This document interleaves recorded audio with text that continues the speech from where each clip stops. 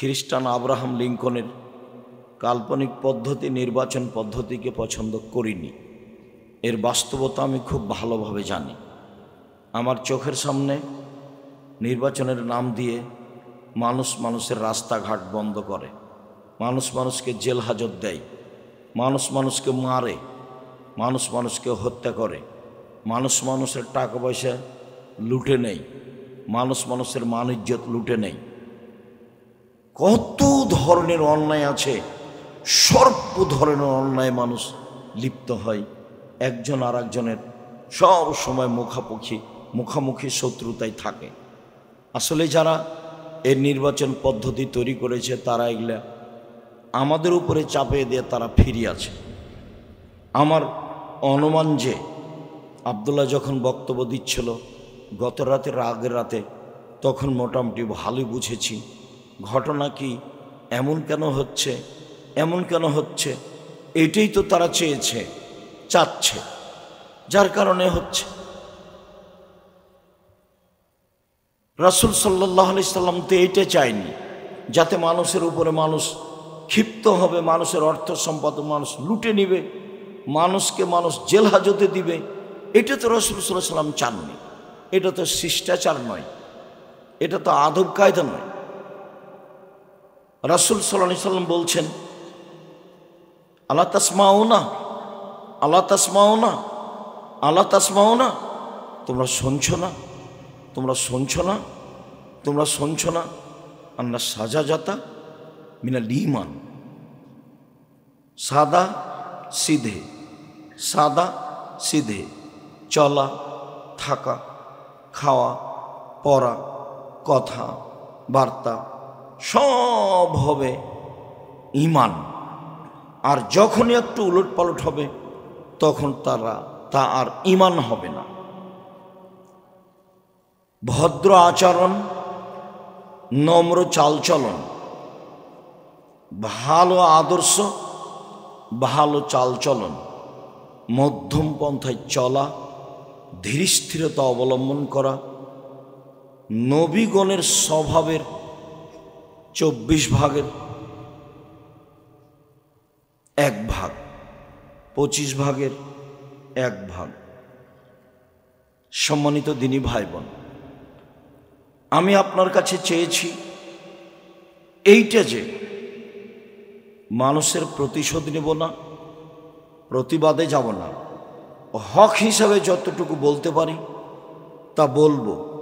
প্রতিবাদ করে, প্রতিদ্বন্দ্বিতা করে হক বলবো, এটা আমি চাইনি।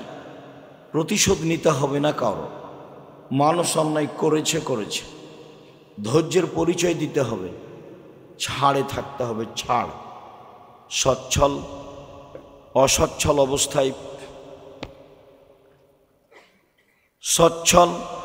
অসচ্ছল অবস্থায় দান করে যে সে জান্নাতে চলে গেছে। অল কাযমিনাল গায়জ, রাগ দমন করে যে, রাগ দিয়া কাজ নেয় না যে সে জান্নাতে চলে গেছে। অল আফিনানিন নাস, মানুষকে মাফ করে যে, মানুষকে মাফ করতে হবে, মানুষের উপরে ক্ষেপে উঠতে হবে না। এই স্বভাবে আপনাকে গড়তেই হবে যে কোনো মূল্যে। ছেলে মেয়ে, আহাল পরিবার, দেশবাসী, গ্রামবাসী, এলাকাবাসী, প্রতিশোধ নিতে হবে না। অসচ্ছল অবস্থায় দান করতে হবে, রাগ দমিয়ে চলতে হবে, মানুষকে ছাড় দিতে হবে, মাফ করে দিতে হবে। আল্লাহ তাআলা এই 3টাকে জান্নাতের মাধ্যম হিসাবে উল্লেখ করেছেন। আমি দ্বিতীয় যেটা বলতে চেয়েছি সেটা হলো এইটা যে প্রতিশোধ নিব না, ছাড় দিয়ে যাব, মাফ করে দিয়ে যাব। শিষ্টাচারে 1 নম্বরে থাকার চেষ্টা করব, জরুরি প্রয়োজন ছাড়া।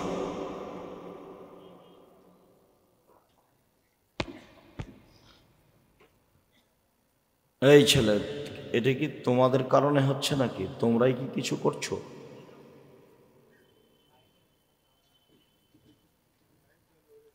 সম্মানিত দিনী ভাই বোন, অবশ্যই ছাড় দিতে হবে, প্রতিশোধ নিতে হবে না। এইটাতে থাকার জন্য আমি আপনাকে অনুরোধ জানাচ্ছি, এই জন্য যে ভালো চাল চলনের নেকি বিচারের মাঠে নেকির পাল্লায় সবচেয়ে ভারী নেকি হবে।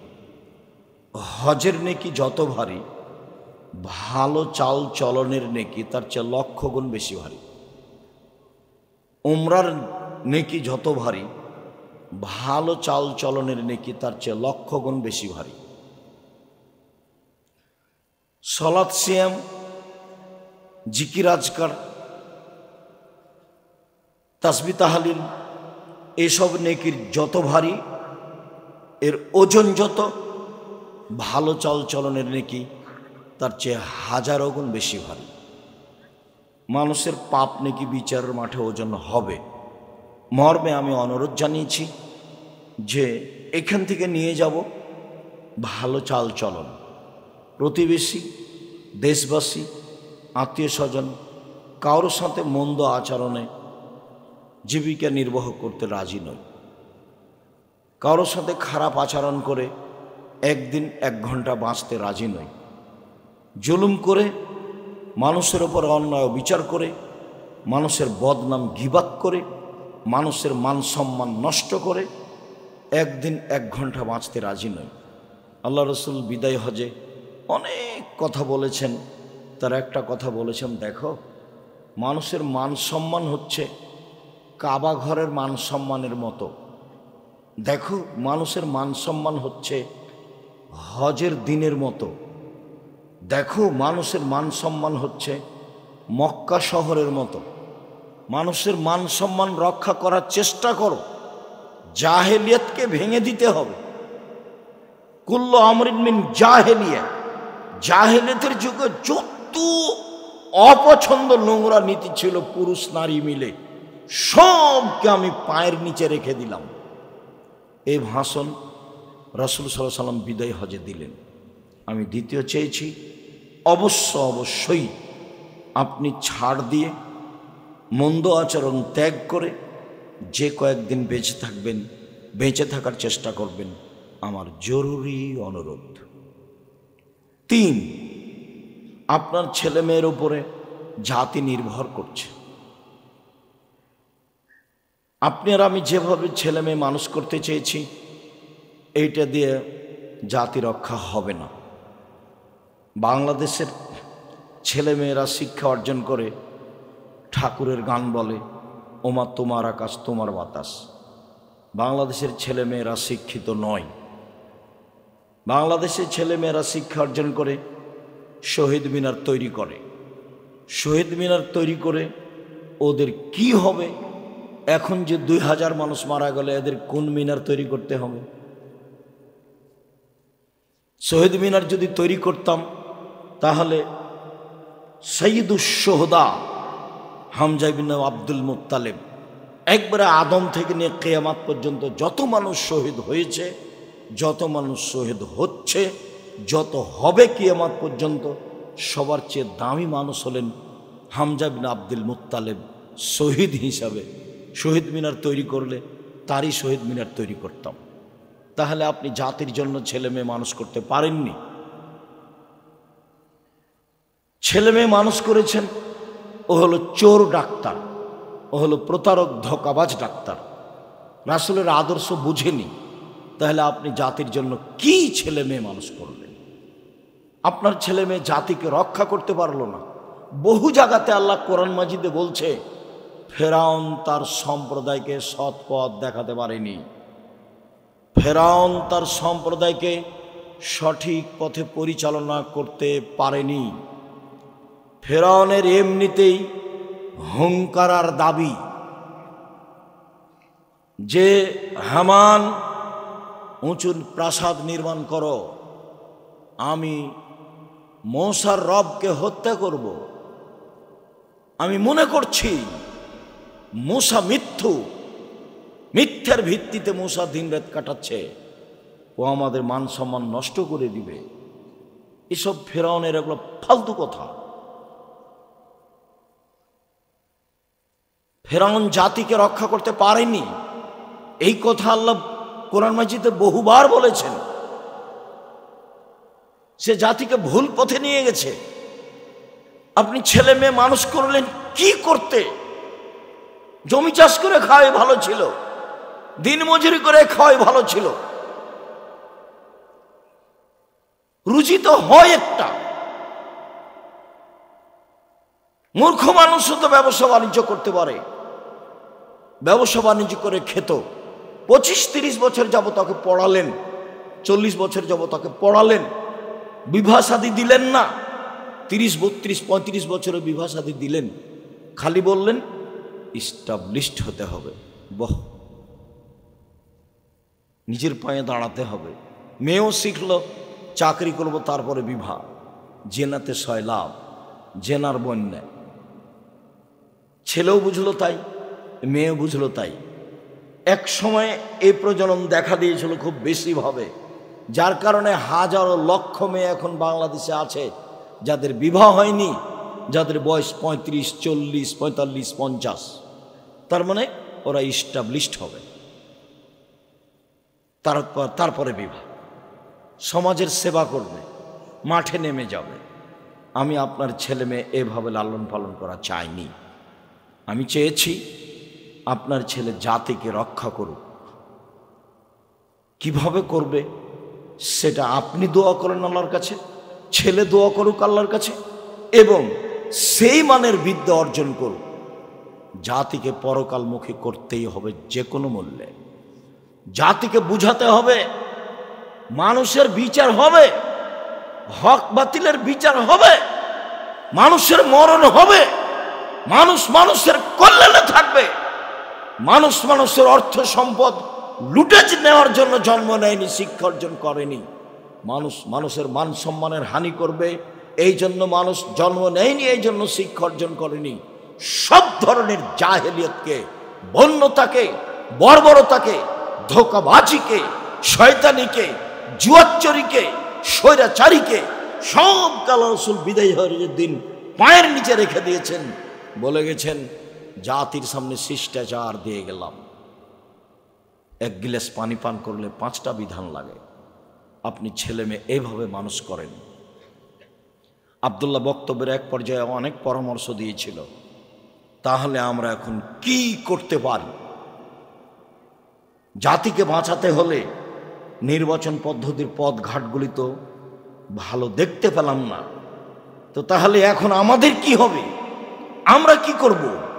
তো ভালো ভালো কয়েকটা পয়েন্ট উল্লেখ করলো যে আপাতত এইগুলো করি। ছেলে মেয়েকে মানুষ করেন জাতিকে বাঁচানোর জন্য, জাতিকে পরকালমুখী করার জন্য, জাতিকে আল্লাহকে চেনানোর জন্য, জাতিকে মুহাম্মদ সাল্লাল্লাহু আলাইহি সাল্লামকে চেনানোর জন্য। মুহাম্মদ সাল্লাল্লাহু আলাইহি সাল্লামের জন্মদিবস পালন করলো, একবার ট্রাকে উঠে মিলাদ করলো। এটা দিয়ে ও জাতির কি করলো? সিগারেটও হাতে আছে, দাড়িও চাচা আছে, রং মেখে আছে, আর বলছে মিলাদ। মিলাদ করছে, এ দিয়ে জাতি রক্ষা হবে? এটা কথা হলো? এরকম করা, হইচই করা, নবীর নামে চিল্লা চিল্লি করা, আর ওমা তোমার আকাশ তোমার বাতাস, এর আবার পার্থক্য কি? আপনার ছেলে মেয়ে প্রত্যেক দিন সকালে গিয়ে বলে ও কালিমা তোমার আকাশ, ও কালিমা তোমার বাতাস। এটা আপনার সহ্য হয় কেমনে? আপনি কেন একটু পদক্ষেপ নেন না? ছেলে মেয়ে মানুষ করব এই জন্য যে জাতিকে শিরক মুক্ত করতে হবে। ছেলে মায়ের দুধ ছেড়ে স্কুলে যেতে না যেতে ওর জন্মই হচ্ছে বিদ্যার জন্ম শিরক দিয়ে। কি করে জাতি রক্ষা হতে পারে?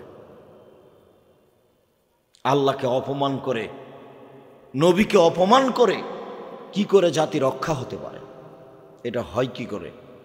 বাংলাদেশের আলেম ওলামা সুযোগ পেয়েছিল নিজের মতো দেশ গড়তে, কিন্তু বুঝলো না তারা। নিজ নিজ স্বার্থে নেমে গেল। সবাই বসে, যারা মনে করে আমরা কোরআন হাদিস বুঝি, হানাফি হোক, শাফি হোক, মালিকি হোক, হাম্বলি হোক, যেই হোক না কেন, তারা যদি নিজ স্বার্থ ত্যাগ করে বাংলাদেশের মাটিতে পরামর্শের ভিত্তিতে নেতা নির্বাচন হবে, এই পদক্ষেপ যদি তারা হাতে নিত, তাহলে যারা গাদ্দারি করছে, করেছে, করবে, এরা সুযোগ পেত না, কিন্তু আমি আর আপনি তো সুযোগ নিলাম না। শুধু খালি ছেলেগুলো জীবন দিল, মানুষগুলো জীবন দিল, পানি লাগবে, পানি লাগবে, পানি লাগবে। সুযোগকে মাটির সাথে মিশিয়ে দিল। সবাই নিজ নিজ স্বার্থ নিয়ে চলল ধর্মের নামে। অবাক কথা, দেশের মুরগি জ্বালিয়ে দিয়ে ইন্ডিয়া থেকে ডিম নিয়ে আসতে হবে, এরাও নাকি দেশ চায়। দেশের কলকারখানা বন্ধ করে ইন্ডিয়া থেকে সবকিছু নিয়ে আসতে হবে, এরাও নাকি দেশ চায়। দেশের টাকা পয়সা বাহিরে দিয়ে দেশের শাসন ব্যবস্থা চালাতে হবে, এরাও নাকি দেশ চাই। এর চেয়ে ধোঁকাবাজি, এর চেয়ে মুনাফেকি, এর চেয়ে জুয়াচুরি, এর চেয়ে শয়তানি আর কি হতে পারে? জাতির সাথে মুনাফেকি করে বিদ্যা দেখাও তুমি, জাতির সাথে মুনাফেকি করে নির্বাচন দেখাও তুমি, জাতির সাথে মুনাফেকি করে নেতৃত্ব দেখাও তুমি। এটা তোমার একটা আস্ত ধোঁকাবাজি। মুখে এক, ভিতরে আর এক, মুখে এক, ভিতরে আর এক। এর নাম নগদ মুনাফেক। এ হলো মুনাফেকি। এ আচরণ দিয়ে জাতির কল্যাণ আনা যাবে না। আপনার ছেলে মেয়েকে দেখি ছুটে বেড়াচ্ছে মোটরসাইকেল নিয়ে। তোমার আমাদের নেতার চরিত্র ফুলের মতো পবিত্র, আপনার ছেলে মেয়ে তো দৌড়ে বেড়ায়, এই এখনো বেড়াচ্ছে মোটরসাইকেল নিয়ে ঘুরে বেড়াচ্ছে। ও কি করতে পারে জাতির? কি করতে পারে ও জাতির? ও কিছুই করতে পারে না জাতির। জাতির অর্থ সম্পদ লুটে খাবে। এই জন্য আপনি ছেলে মেয়ে মানুষ করেছেন। দুঃখিত, এটা চাইনি। মানুষ হিসাবে বুঝে চেষ্টা চালিয়ে যাচ্ছি। তাই সব সময় বলি, দাঁড়ালে বলি, শিরক মুক্ত প্রতিষ্ঠান জামিয়া সালাফিয়া, বিদআত মুক্ত প্রতিষ্ঠান জামিয়া সালাফিয়া, দল মুক্ত প্রতিষ্ঠান জামিয়া সালাফিয়া, সংগঠন মুক্ত প্রতিষ্ঠান জামিয়া সালাফিয়া, হিংসা মুক্ত প্রতিষ্ঠান জামিয়া সালাফিয়া। মনে বড় সাত, এই দেশে উন্নত মানের প্রতিষ্ঠান গড়ে বাংলা, ইংরেজি, আরবি উন্নত মানের বাচ্চাদের শিক্ষা দিয়ে জাতির অন্যায়ের বিরুদ্ধে লড়বো। মুখে কলমে মিডিয়াই লড়বই ইনশাআল্লাহ। কতটুকু সফল? সফলতা যার হাতে আছে সে বুঝবে। সফলতা যার হাতে আছে ও বুঝবে। অবাক কথা, ক্ষমতা দিয়ে মানুষের চালচলন ঠিক করতে হবে। অবাক হিসাব। ফেরাউন ডুবে গেছে, মাঠ তো দখল হয়ে গেছে। মুসা আলাইহিস সালাম করলেই তো হয়। নদীর উপরে গিয়ে বালুর চরে চরে ঘুরে বেড়াচ্ছেন কেন? আকীদা দিয়ে, আদর্শ দিয়ে, বিদ্যা দিয়ে জাতির পরিবর্তন করতে হবে। এটা আমার দাবি। আপনার ছেলে মেয়েকে নিজের ভাষায় যেটা বলি, মানুষের মতো মানুষ। মানুষের টাকা লুটে খেলো, তখনও মানুষের মতো মানুষ। মানুষকে জেল হাজতে দিল, তখনও মানুষের মতো মানুষ। ধোঁকা দিয়ে, প্রতারণা দিয়ে ওষুধ লিখলো, তবুও মানুষের মতো মানুষ। ইঞ্জিনিয়ারের নাম দিয়ে টাকা চুরি করে নিল, তখনও মানুষের মতো মানুষ। কি করে আপনি বলতে চাচ্ছেন যে আমি চেয়েছি ছেলে মেয়েকে মানুষের মতো মানুষ করতে?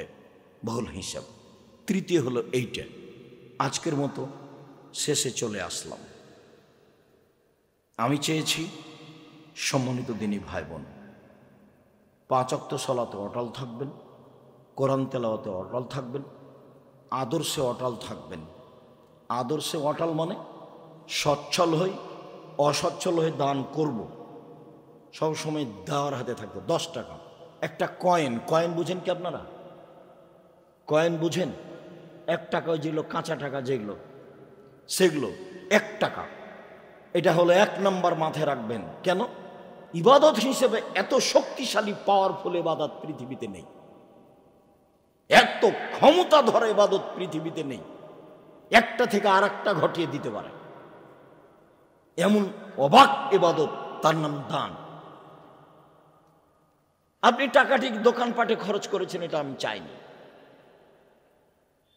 সাধারণ খাবেন, থাকা খাওয়া হবে সাদা সিধে, পোশাক পাতি হবে সাদা সিধে, চাল চলন হবে সাদা সিধে। তাহলে এটা ঈমান, তাহলে এটা ঈমান। তাহলে এটা ঈমান। তোমরা শোনো না, তোমরা শোনো না, তোমরা শোনো না, মুহাম্মদ সাল্লাল্লাহু আলাইহি ওয়াসাল্লাম এভাবে বলছে।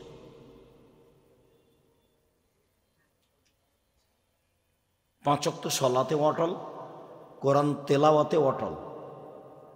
আড্ডা পিটা চিরদিনের জন্য হারাম। দোকানপাটে, রাস্তাঘাটে মোবাইল নিয়ে সময় কাটানো চিরদিনের জন্য হারাম।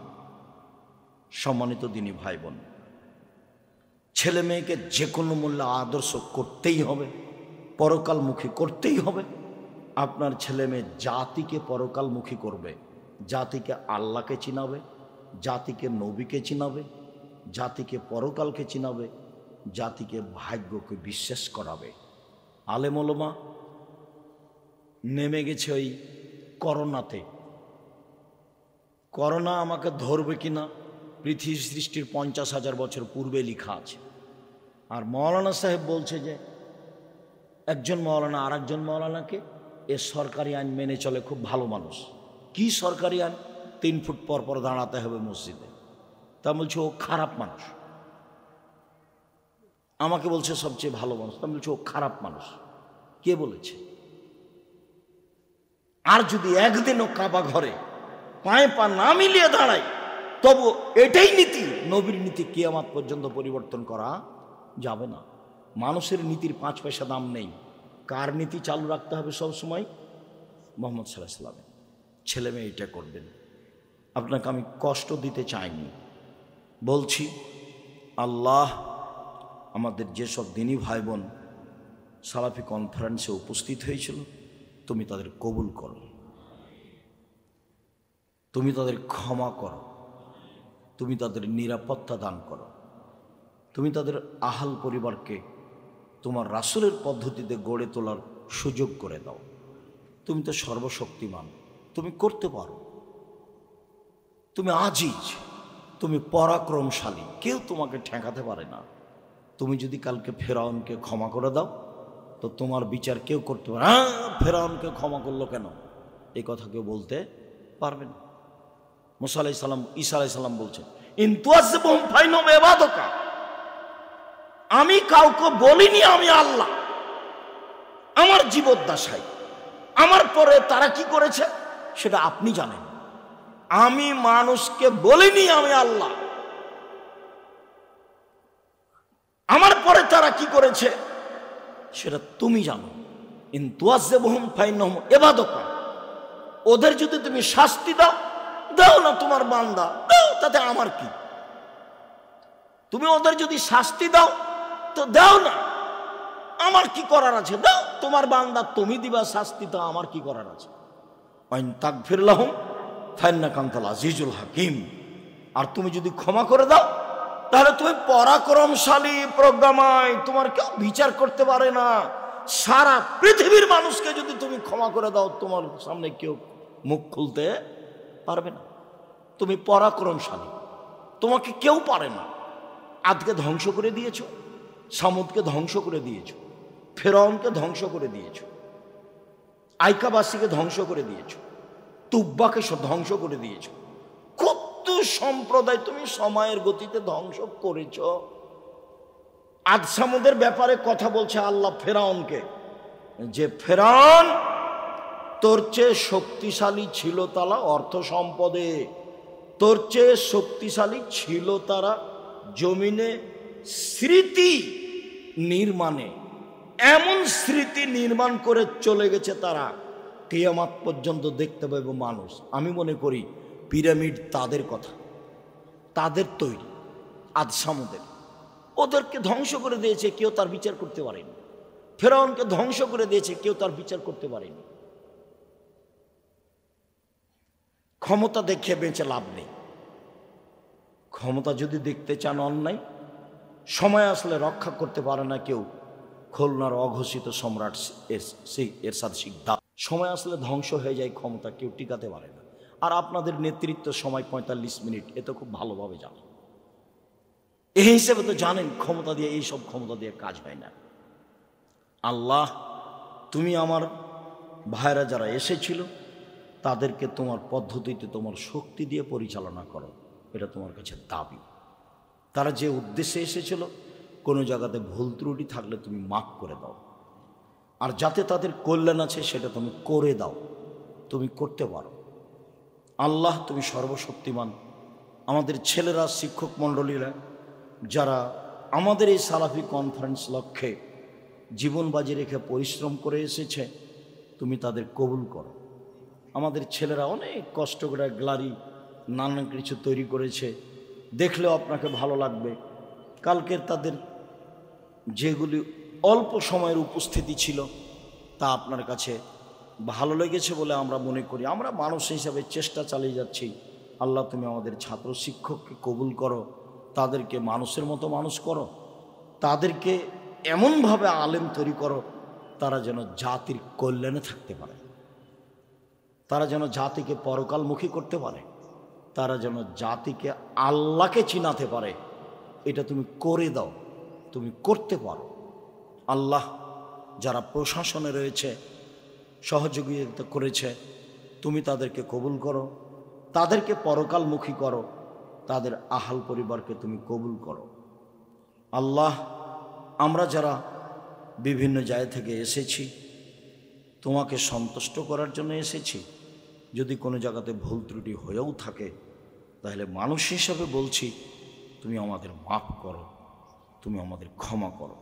আমাদের যারা মারা গেছে দিনী ভাই বোন, তুমি তাদের কবরের শাস্তি মাফ করো, তুমি তাদের কবরকে প্রশস্ত করো, তুমি তাদের কবরকে আলোকিত করো। যারা আমরা অসুস্থ বাড়িতে হাসপাতালে, তুমি তাদের শেফা দান করো, আরোগ্য দান করো। যারা আমরা বেঁচে আছি, তুমি তাদেরকে তোমার রাসূলের পদ্ধতি অনুযায়ী চলার তৌফিক দান করো। তুমি আমাদের জামিয়া সালাফে কবুল করো। তুমি সর্বশক্তিমান, তুমি করতে পারো। দিনকে যেমন দিন বলি, রাত বলি না, রাতকে যেমন রাত বলি, দিন বলি না, এগুলো তুমি করতে পারো।